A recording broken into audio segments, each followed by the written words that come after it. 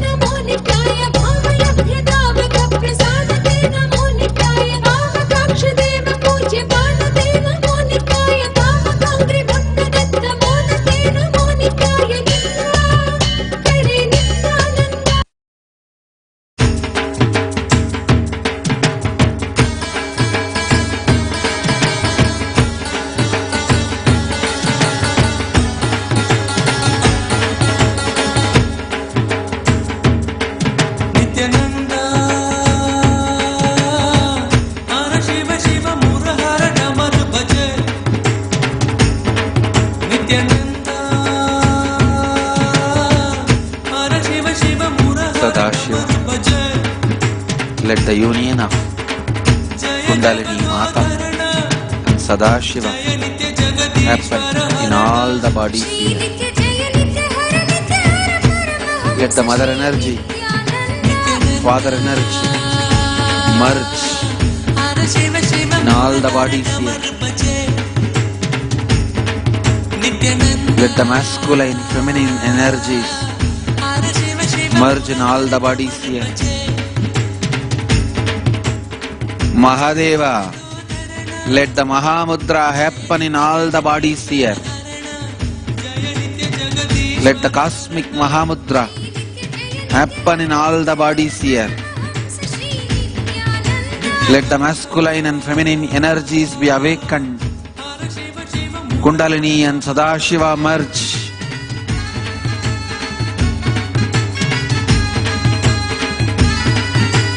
Kali and Kala merge into the cosmic energy in every body here. Shiva, Shiva, Shiva, Shiva, Shiva, Shiva, Shiva, Shiva, Shiva. Let Mahadeva and Kundalini experience oneness.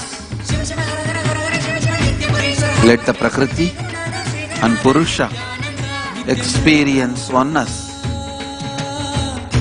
Let Brahma and Saraswati experience Mahamudra. Let Lakshmi, Vishnu experience oneness.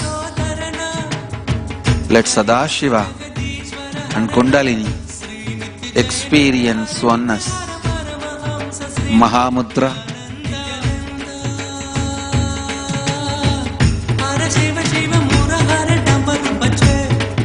Shiva, Shiva, Shiva, Shiva, Shiva, Shiva, Shiva, Shiva, Shiva,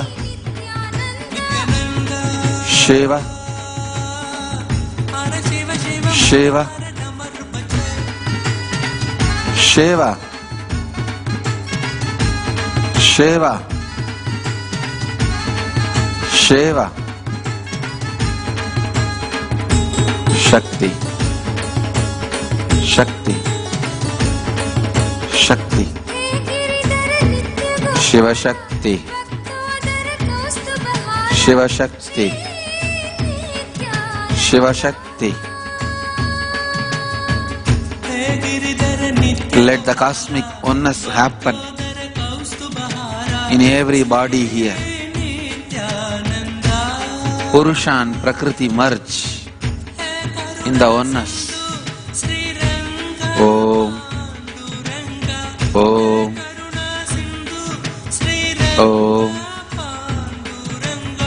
Om, Om, Om, Om, Om,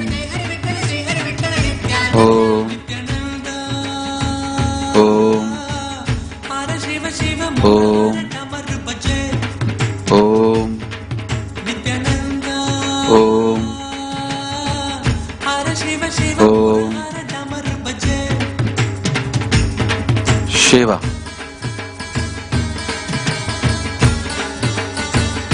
Shambhavi, Shambhavi, Shambhavi, Shambhavi, Shambhavi, Shambhavi, Shambhavi,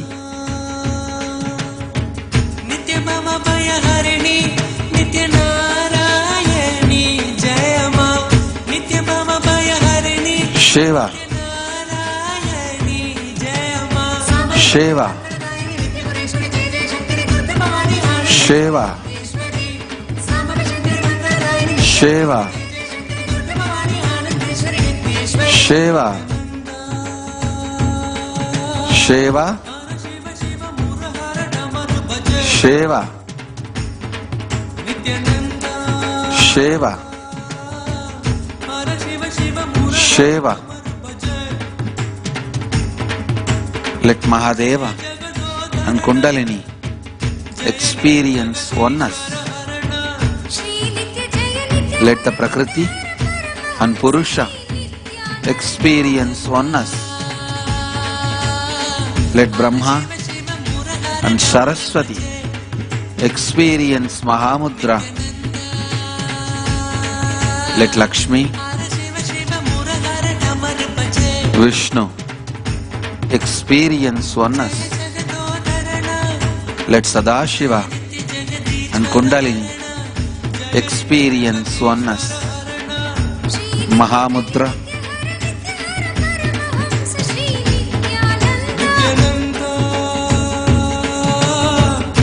Shiva, Shiva,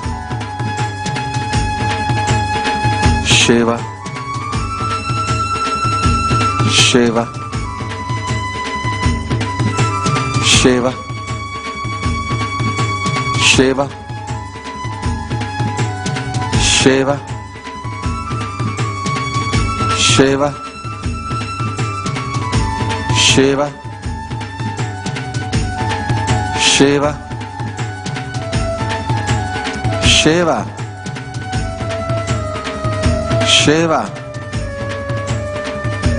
Shiva, Shakti, Shakti, Shakti, Shiva Shakti, Shiva Shakti, Shiva Shakti. Let the cosmic oneness happen in every body here. Purusha and Prakriti merge in the oneness. Om, Om, Om, Om, Om, Om, Om, Om, Om, Om, Om, Om, Om, Shiva,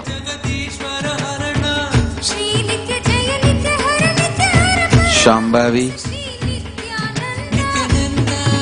Shambhavi, Shambhavi,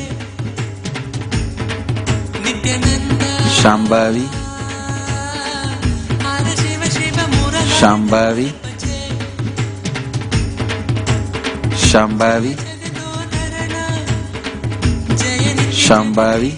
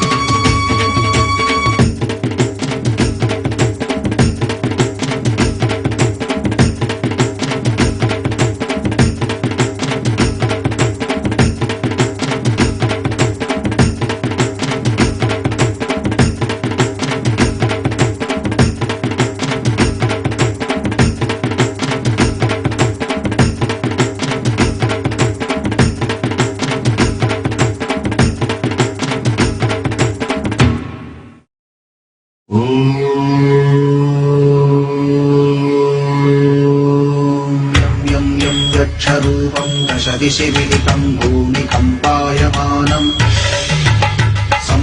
संहारमुक्तिं शिरमुकुटजटाशेखरं चन्द्रबिम्बम् दं दं दं दीर्घकायं विकृतनखमुखं चोध्वरोमं कराळम् पं पं पं पापनाशं प्रणमत सततं भैरवं क्षेत्रपालम्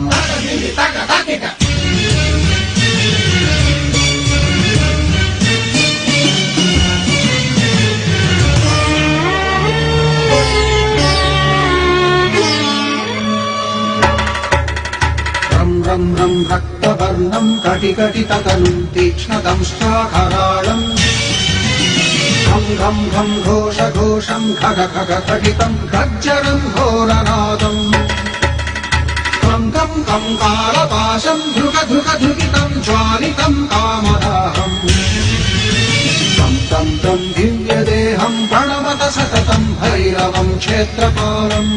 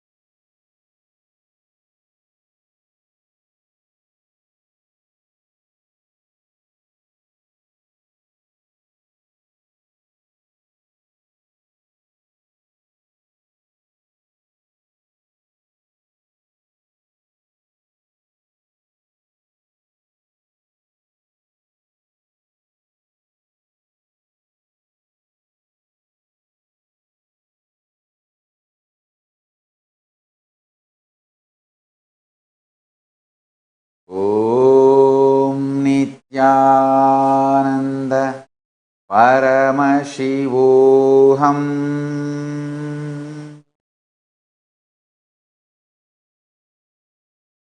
So with this, I bless you all. Let's all radiate with integrity, authenticity, responsibility, enriching, causing, living Shuddhatvaida Saivam, living and radiating that state, space, powers, being superconsciousness and Sri Kailasa of Paramashiva, the eternal bliss. Paramashivoham, Om Nithyananda Paramashivoham, the eternal bliss, Nithyananda. Thank you. Be blissful.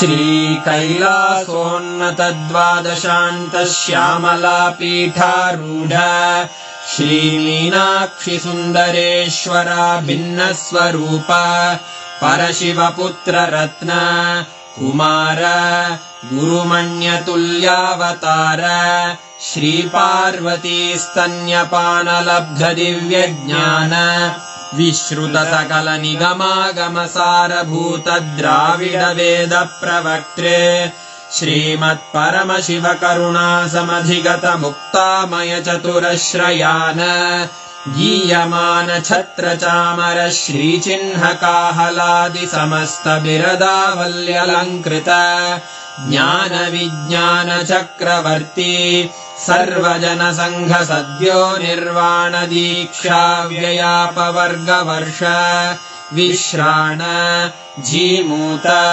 परमतकलभकेसरी शैवसिद्धान्तस्थापनाचार्य श्रीराजाधिराज Pandya महाराज गुरु क्षपणशाक्यादिमहान्धकार निवारण ज्ञान भानु वीक्षणानर्हार्हध्वजोच्छेदन पूर्वक श्रीमद्वृषभध्वजस्थापक शैव समयकर्तृ सर्वज्ञपीठारूढ श्रीजगद्गुरु श्रीज्ञानसम्बन्धदेशिक स्वामि वागीश सुन्दर माणिक्यवाचक स्वामिनाम् अवतारभूत श्रीज्ञानसम्बन्ध स्वामि पुनरुद्धृत श्यामलापीठ सर्वज्ञपीठ त्रिनवत्युत्तरद्विशततम गुरुमहासन्निधान अरुणगिरियोगीश्वर परम्परागत अरुणाचल सर्वज्ञपीठ गुरुमहासन्निधान कैलास परम्परागत काञ्ची कैलास सर्वज्ञपीठ त्रयस्त्रिंशदुत्तरद्विशततम गुरुमहासन्निधान नित्योत्सव नित्यमङ्गल नित्यकल्याण नित्यरजित कैलास परम्परागत आदिकैलास नित्यानन्दपीठ महासंस्थान महासिंहासन पीठकर्तः साक्षात् श्री परमशिव समुद्भूत कैलास परम्परागत वैवस्वतमनु इक्ष्वाकु हरिश्चन्द्र भगीरथ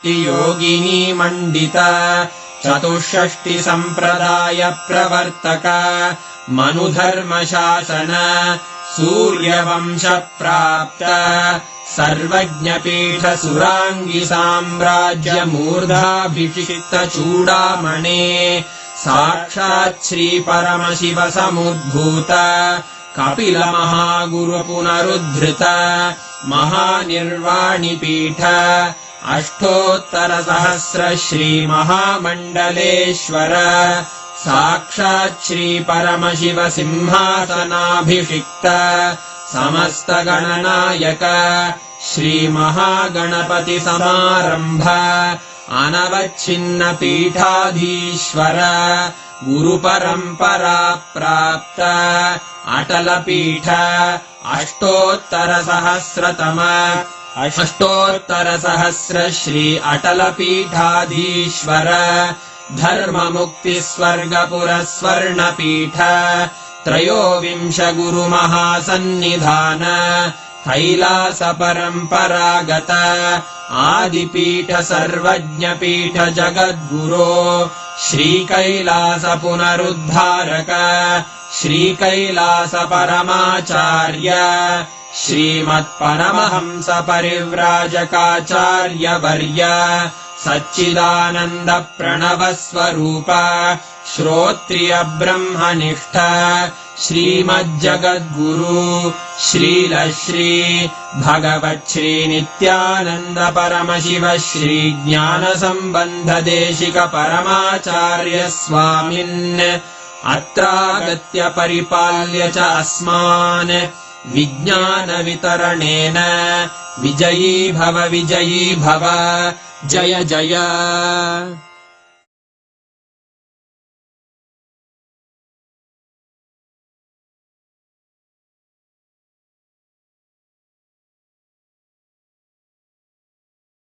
ॐ नित्यानन्द परमशिवोऽहम् ॐ नित्यानन्द परमशिवोऽहम् ॐ नित्यानन्द परमशिवोऽहम् ॐ नित्यानन्द परमशिवोऽहम् ॐ नित्यानन्द परमशिवोऽहम् ॐ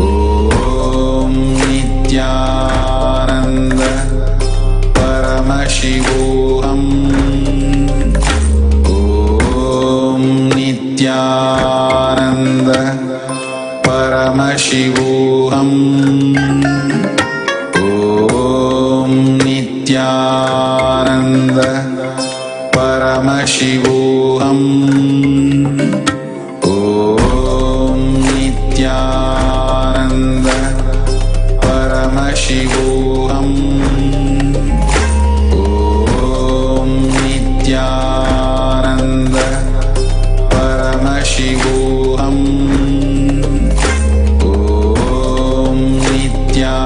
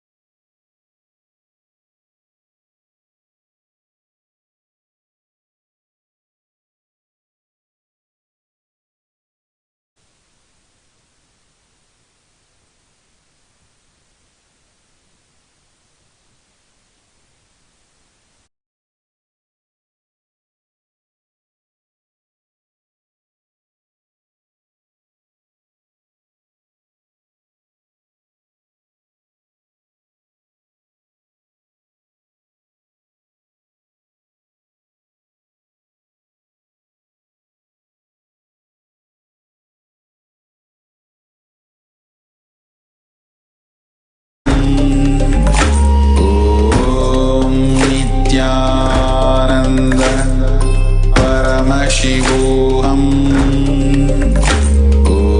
Om Nithyananda Paramashivoham. Om Nithyananda Paramashivoham. Om Nithyananda Paramashivoham. Om Nithyananda Paramashivoham. Om Nithyananda Paramashivoham. Om Nithyananda Paramashivoham. Om Nithyananda Paramashivoham. Om.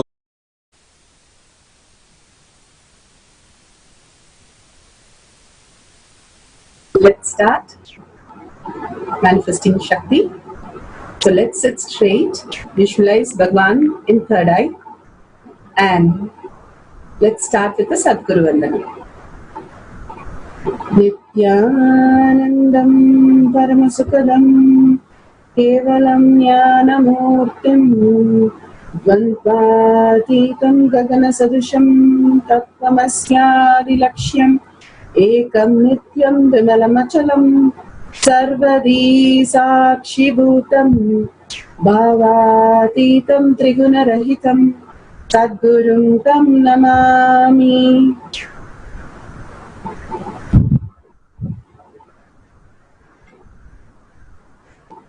Nithyanandam, welcome to Sri Kailasa Kotiyar Manifesting Past Session. Welcome everybody. Such a beautiful space Bhagwan has created with a tremendous patience of explaining it in English and then in Tamil and giving us so many Atma Pramanas in his own life. Of the Pramanas, how Markandeya, Kannappa Nayanar, how everybody lived these great truths and how we can stop the reactionary assumptions and be in oneness. The deep love for Paramashiva in every action, every thought, every word, be in the space of Atma Tattva as our highest reality. How even $1 could give us the $1 billion.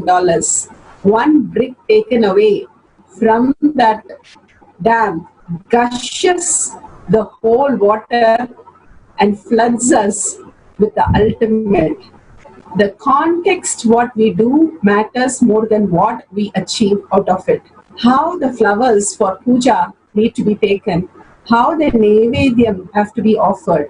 It's all about the context, what we are living with, what we are cherishing inside. Again and again, he reminds us how we can celebrate and live every moment of oneness with Paramashiva, or have reactionary assumptions. The reactionary assumption, the anger, the incompletion, the sadness, boredom, and each level, how he said, earth, water, fire, and air and space itself, how the boredom, the tiredness, the laziness continuously eats us from the past, and we constantly live in a terrible space. Instead, living the space of Paramashiva, he will flood us, and with the Diksha and the Darshan, making us more and more melt into that oneness space, just making us understand that the higher reality will cause all that and more for us than struggling with life. In whichever way we are and however we exist, just that beautiful space of oneness we start living, he can flood into us the space of oneness with Paramashiva, and he falling in love and we falling in love with that space of Paramashiva, Swamiji himself manifesting each and every action of our day. And in that context, living continuously in that context, that he is manifesting, he is speaking now, he is listening now, and he is going to manifest our reality now. Living that as a highest reality again and again makes us understand the beautiful space. The bee is buzzing constantly, but once it gets the nectar, it just settles down. Same way, our inner chatters constantly putting us into delusion and incompletion. But the minute we are in oneness with Paramashiva, the more and more melting, the nectar simply oozes from inside, that we don't need any reactionary assumption from outside. No delusion can bother us, because the Tyaga will simply happen when we are in deep love with Paramashiva. Again and again, going back to the darshan, the beautiful words, again and again, so patiently, so compassionately, how he is raising each one of us, and talks about the middle age crisis that always we have. In morning we have, evening we have, night we have. Continuously giving up on things, and continuously he holds things up for us. Every day, day in and day out, holding that space of oneness, not continuously into the confusion and delusion, having the space only for Paramashiva and manifesting the powers. With that space, let's get into the Shastra Pramana today.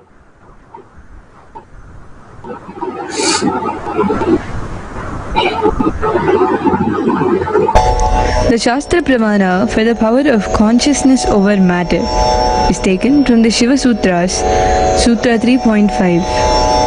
Nadi samhara bhuta jaya bhuta kaivalya bhuta pritaktavani.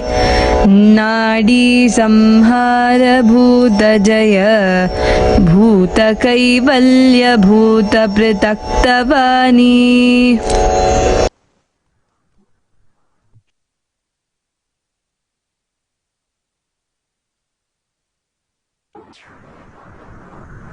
Beautifully in this Shiva Sutra, Sutra 3.5, merging and absorbing of the movement of breathing, Nadi Samhara, power over the gross element from the earth to ether, Bhuta Jaya, diverting attention of the mind from all objective senses, diverting it towards the center of the movement of the breath, and taking and separating your consciousness from the grip of the elementary field.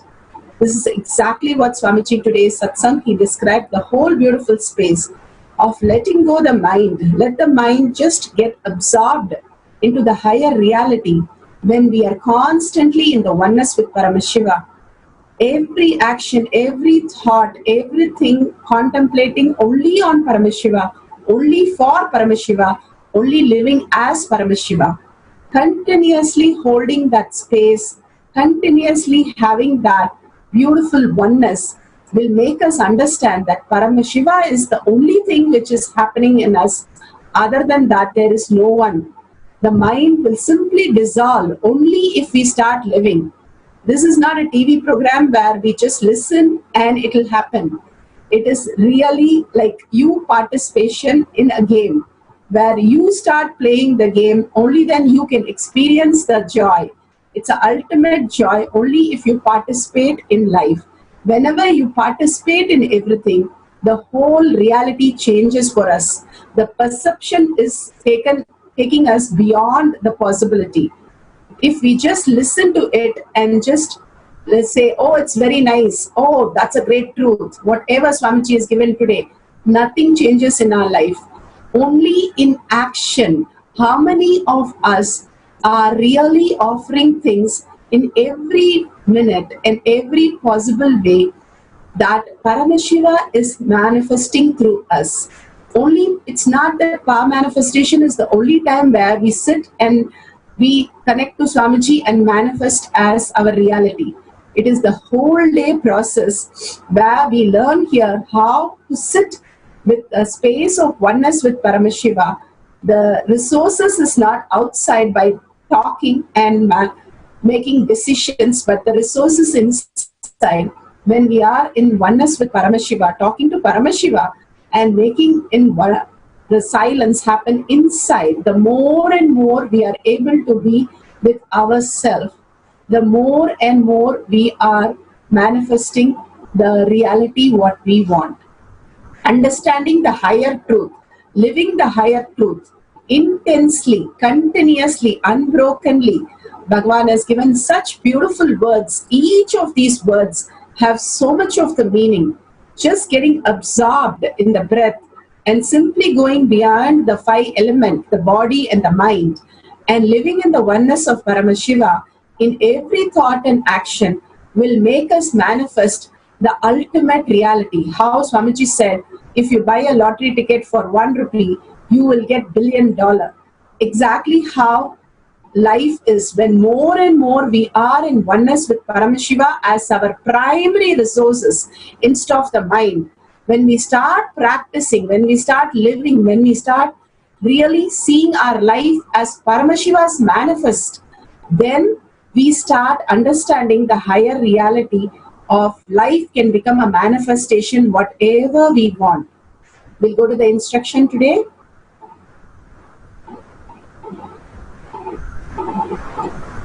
So beautifully, the power of chastity, the increasing the temperature of liquid.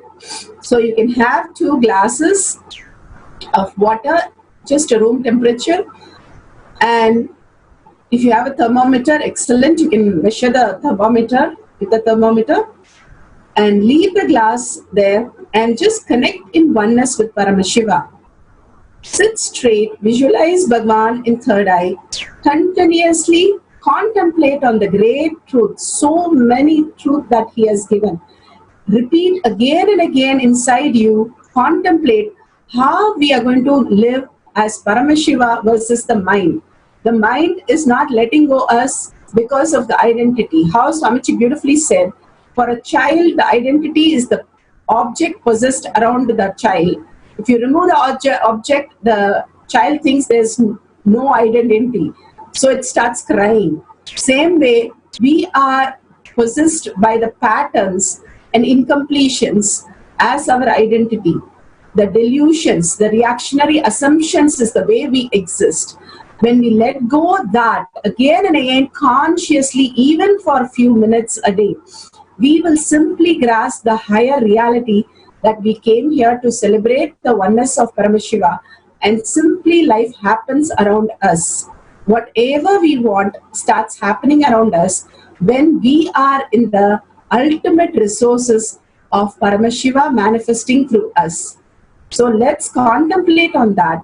Chant the Mahavakya, the Diksha that Swamiji just now gave, the Mantra Diksha, the highest gift that Swamiji can give us, and the initiation out of all these delusions and illusionary assumptions and raising us to the oneness space. Be in the Shakti Pada, open your heart and completely fill your heart with Swamiji.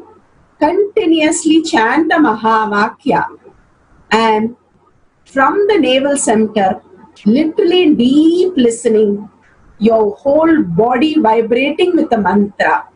Enjoy the whole presence, enjoy the whole space, and continuously chant the Mahavakya, Om Nithyananda Paramashivam. Paramashivam. Om Nithyananda Paramashivam. Om Nithyananda Paramashivam. Om Nithyananda Paramashivam.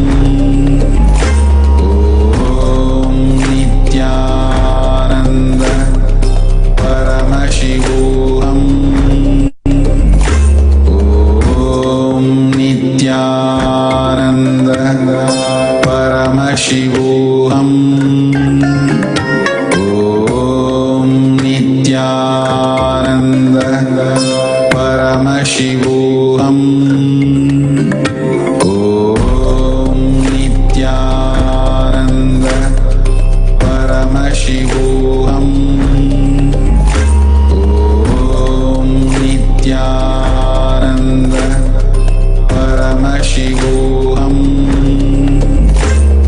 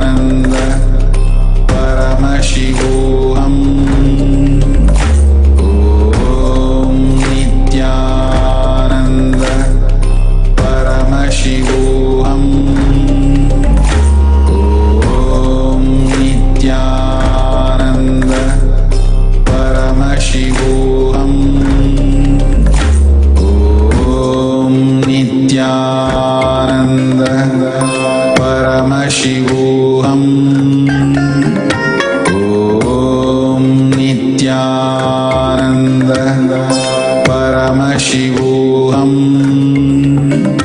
Om Nithyananda Paramashivam. Om Nithyananda Paramashivam. Om Nithyananda Paramashivam. Om Nithyananda Paramashivam. Om Nithyananda Paramashivam. Om Nithyananda Paramashivam. Om Nithyananda Paramashivam.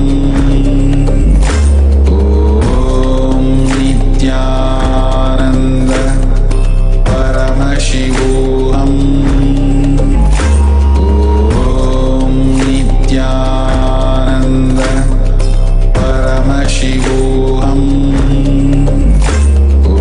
Om Nithyananda Paramashivam. Om Nithyananda Paramashivam. Om Nithyananda Paramashivam. Om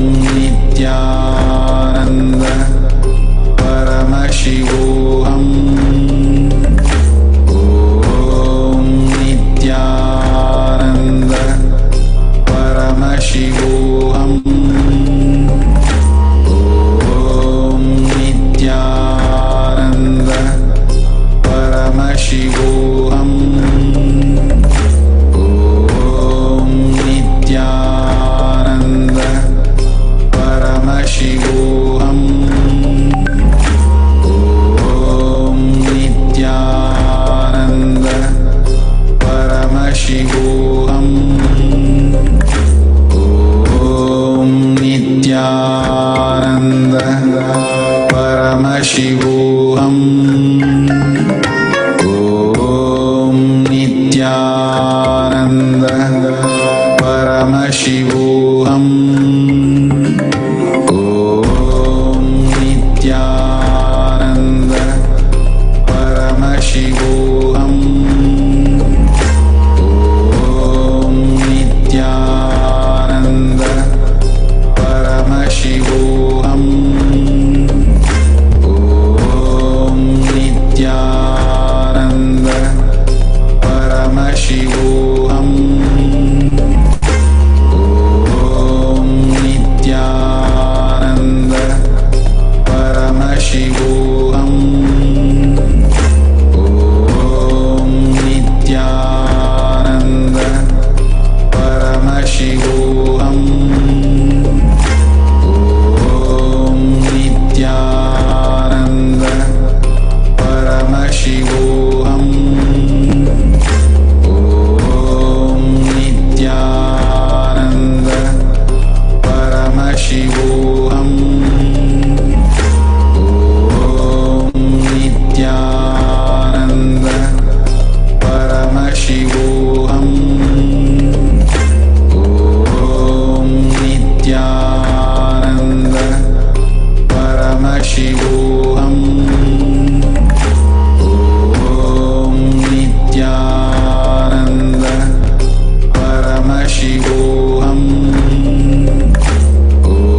ॐ नित्यानन्द परमशिवोऽहम् ॐ नित्यानन्द परमशिवोऽहम् ॐ नित्यानन्द परमशिवोऽहम् ॐ नित्यानन्द परमशिवोऽहम् ॐ नित्यानन्द परमशिवोऽहम् ॐ Nityanand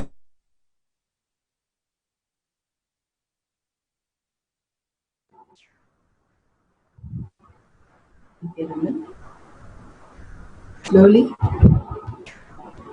Such a beautiful space. Check the temperature. If you have a thermometer, or you can check, verifying with both the glasses which glass is more warmer.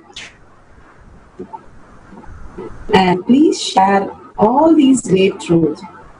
Whenever Bhagavan has given us these highest truth, living that, cherishing that, going on speaking about it to everyone we meet and every new group. Only when we are speaking, we are in the listening completely. Otherwise, Ramaji beautifully says, we are in selective listening. So go on sharing, cherishing, talking about how you manifested and how others manifested these great truths into reality. Even if you have not manifested, go on sharing with others how these great truths become the reality. Having a little patience and understanding the ultimate is happening in us. The detox is happening in every satsang for us and every initiation. How we wait 20 years for our degrees and how we are so patient and going level by level. Here also Bhagavan is ready to give us. We don't have to wait 25 years, but we have to become ready with our inner space for only Bhagavan and not letting any reactionary assumption, but only for Bhagavan to reside in us and manifest only as that as the reality. Simply understanding continuously in action, but in the context of Paramashiva. So the mind does not go to any other thinking or any other doubts or boredom or tiredness. Swamiji once beautifully said, whichever thing we are never getting bored and tired, that will pull us into the highest reality. Go on finding your passion of manifesting powers and go on seeing how you can manifest more and more reality in everyday actions. So please share in the tinyurl.com power manifestation. It's a simple link that you can type and you can share your experience in your own words. When you share that with the world, you will see after a while, after 2-3 months, how many powers you have manifested and how amazing Swamiji's presence has happened to you in so many ways. Simply living and reading all these great truths again and again, which really makes us understand the ultimate reality is possible for each one of us. Each one of us can experience that ultimate oneness. How Swamiji says, when he stands in front of Parandama, Krishna, he just melts just the way he stands in front of Arunachaleshwara. The same thing happens to all of us when we start cherishing that beautiful oneness space and go on sharing. It is we who build our space, we who build our mind, and we suffer. Now let's build consciously the Kayakalpa body that Swamiji says, how Nirahara Samnima and constantly Mahavakya and in the Mauna simply gives us into the higher reality, like that continuously cherishing, sharing the truths. How amazing these power manifestations, the satsang, the words of Swamiji, the diksha of Swamiji, the darshan of Swamiji, all these dimensions, you can share it to this page and share it to the world in your locals, in your new groups, and go on doing that pulls us out of delusion. And causing somebody is really getting into liberation. Again and again, Bhagavan says this is a daily routine, and he himself will manifest through us more and more, flood to us and make it happen for us. And to make us understand this is the reality. Whatever we do in our life is only the struggle, but only when we are cherishing Paramashiva, those moments are the real moments we are living with Swamiji and his presence continuously. So let's enjoy that presence. Such a beautiful space Swamiji has created is sharing in the tinyurl.com/manifestation. Swamiji is given the biggest gift, Nithyananda Gurukul, and continuously he is giving gifts to the kids. The kids start understanding these higher reality very fast, and they start living so beautifully and so amazingly and so easily.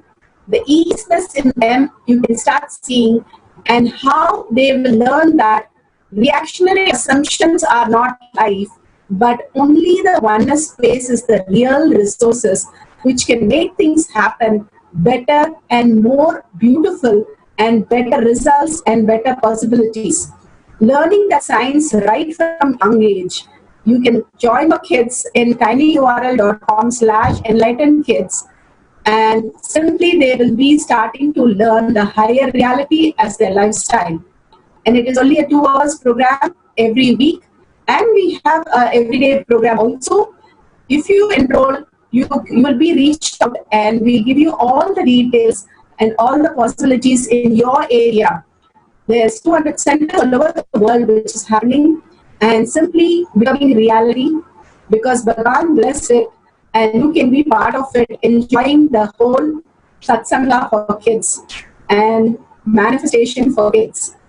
Such a beautiful space. Let's surrender all these great truths to Bhagavan's lotus feet. Again and again, when we surrender to Bhagavan's lotus feet, we raise from the ego to conscious space. Whether we have manifested, whether we have understood, whether we have understood that great truth as our reality or not. And whatever we have understood, everything is through mind. Even we understanding Paramashiva is only Mithya, Bhagavan says. So surrendering is the only ultimate thing. And deep seeking, the seeking, what we search for is what we look for. So deep seeking and gratitude. Bhagavan has done the ultimate Tyaga to be with us on planet Earth, to give this science to the humanity. So we are one of them enjoying the ultimate nectar. So be in deep gratitude, understanding the higher reality, higher purpose of you and ask Swamiji to manifest this Tyaga as our reality. With that, let's ask Brahman to completely make our life as Tyaga. And with that oneness space, visualize Brahman in your third eye. Let's end the Purna mantra. Om Purnamada Purnamidam Purna Purnamudashyate Purnasya Purnamadaya Purnamevavashishyate. Om Shanti Shanti Shanti. Hari Om Tat Sat Sarvam Bhagavate Sri Nithyananda Satsang. Om Nithyanandam. Thank you, Nithyananda. See you in the next satsang. It's a very special day, Women's Day, and happy Women's Day, Bhagwan Devi Darshan. So everybody, go to your local center and experience the ultimate. Thank you, Nithyananda.